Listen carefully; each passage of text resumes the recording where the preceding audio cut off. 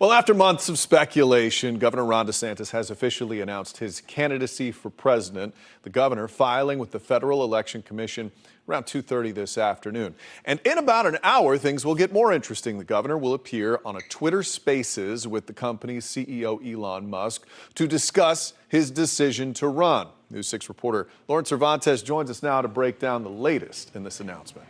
Matt, he's getting his ducks in a row. He's officially filed the form indicating his intention to run for president, and within the hour just signed a bill that means he doesn't have to resign as governor in order to run for the office.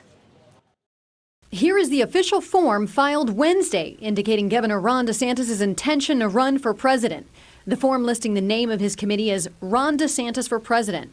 Next up, an announcement at 6 tonight in a live audio chat on Twitter with Elon Musk. I think what Governor DeSantis wants to do and what he thinks he's going to do is create a media splash. Not only will he be on Twitter, social media, but because it's unique and innovative and different, he's going to get a lot of regular media coverage of the announcement as well.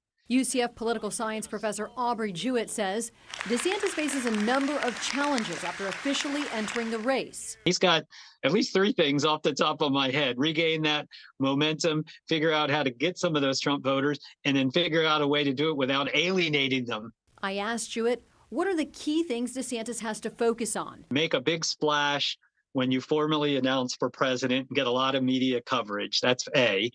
B, you've got to continue to raise money at a rapid clip. He's done a great job raising money so far, but he's got to keep raising that money.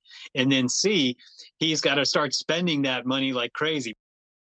And we are now just under an hour away from when he's expected to sit down and chat with Elon Musk on Twitter Spaces. We will be monitoring that closely. Ginger. Lauren, thank you. Florida is one of 5 states with resign to run laws on the books, meaning in order for a public official to enter another race, they must resign from their current office. Yesterday, Florida lawmakers sent a bill to Governor DeSantis' desk, paving the way for the governor to run for president without giving up his office in Tallahassee. So we got the alert at 4:15. The governor signed the bill today. A big part of every election cycle, though, money. A pro-DeSantis super PAC tells the New York Times they have a $200 million budget to throw behind the governor. As of the most recent data, former President Trump leads the way with $14.5 million raised. And the former president likely to pose the biggest challenge to Governor DeSantis. According to new polling by CNN out today, former President Trump is the first choice for 53% of Republicans and Republican-leaning voters, about double the number of Governor DeSantis supporters.